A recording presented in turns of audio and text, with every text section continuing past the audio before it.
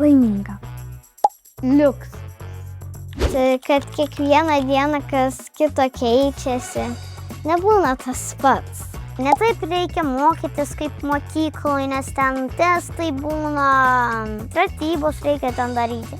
O va čia smagios užduotėlės, smagios ekskursijos, viską tokio.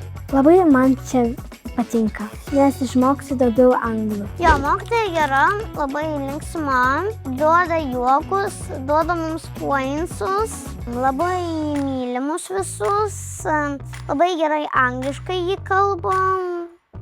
Gera mokytoja. Kiekviena diena stovykloje yra tikrai smagi ir pilna nuotykių.